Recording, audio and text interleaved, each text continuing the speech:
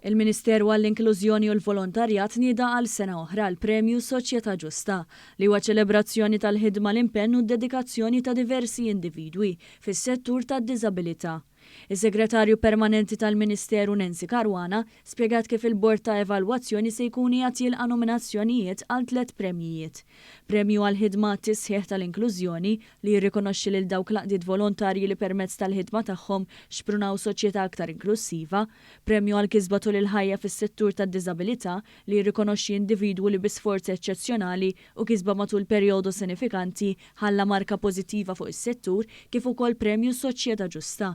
Premju li jirrikonoxxi individwu b'diżabilità li juri kwalitajiet li permezz tagħhom għamel jew għamlet differenza kbira u pożittiva f'dan is-settur. Premju Soċjetà Ġusta, ċelebrazzjoni tal-ħidma, l-impenn u d-dedikazzjoni ta' diversi individwi fis-settur tad-diżabbiltà. Persuni jew għaqdiet volontarji li qed jagħtu semhom fis-settur tad-diżabbiltà jistgħu jiġu nominati f'dawn it-3 kategoriji. Il-Ministru għall-Inklużjoni u l-Volontarjat Portelli enfasizzat l-importanza ta' dan il-premju bħala prova tal-impenn tal-komunità lokali favur l-inklużjoni.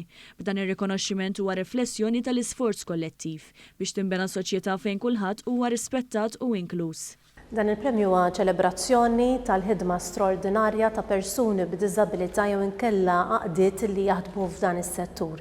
Irridu naraw li dan il-premju jfakkar lil dawk il-persuni u l-messaġġ b'saħħtu li s-soċjetà tkun qiegħda tirċievi li l-ħidma ta' dawn il-persuni tkun verament rikonoxxuta fuq bażi ta' nazzjon. Wieħed jista' jsib is-set tal-linji gwida u l-formola tan-nominazzjoni fuq is-sit tal-Ministeru u tista' tintbagħat permezz ta' email fuq skemi.miv@gov.mt jew inkella tintbagħat bil-posta fl-uffiċċju tal-Ministeru għall-Inklużjoni u l-Volontarjat f'Ħallija. L-applikazzjonijiet jgħalqu nhar il-ġimgħa 30 ta' Awwissu 2024 f'nofsinhar. Bl-applikazzjonijiet li jaslu wara d-data tal-għeluq ma jiġux kunsidrati.